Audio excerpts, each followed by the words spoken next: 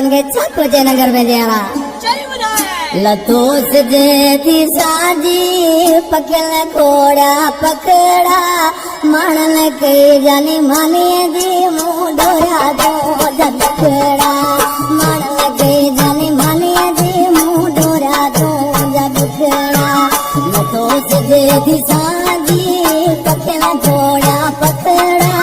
मानल के जानी मानी जी मुँह डोरा दो जबकड़ा मानल के जानी मानी जी मुँह डोरा दो जबकड़ा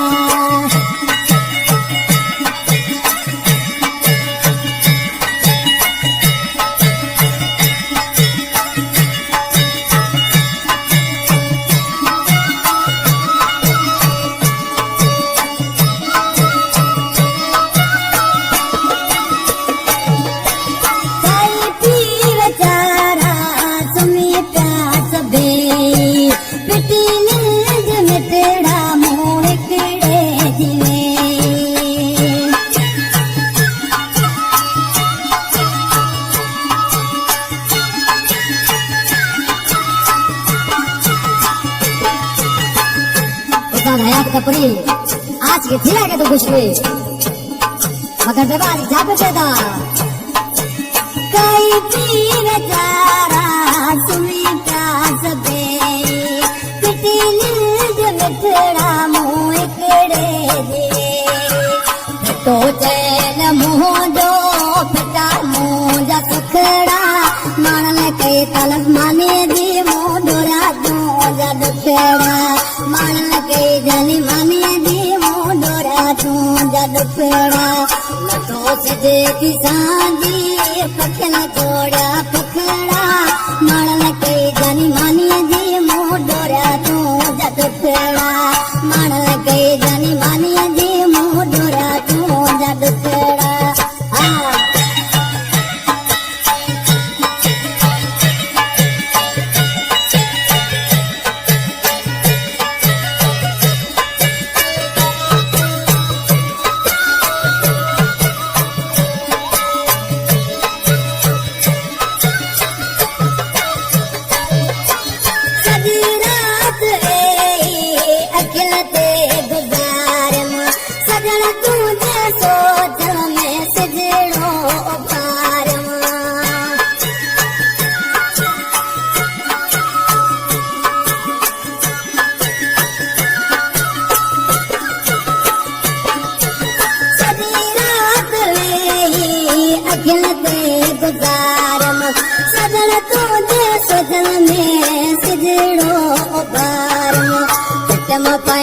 भगन ते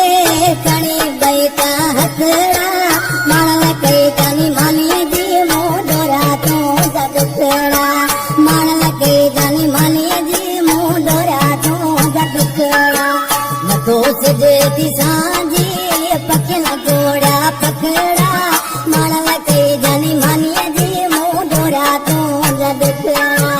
मानल के जानी मानी जी मुँह डोरा दो जा दुखड़ा देखना नगर दे जानिया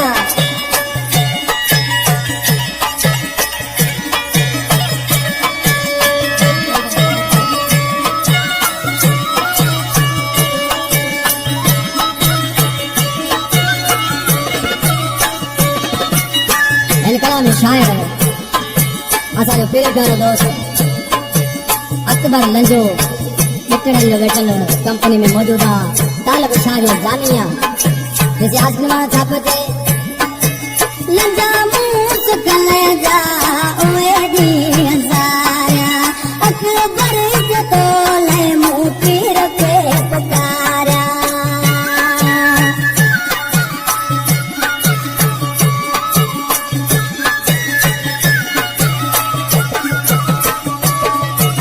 लंजा मूस कलेजा ओएडी हजारा पुकारा अचे मोटिया मिठुआड़ो वसन सागा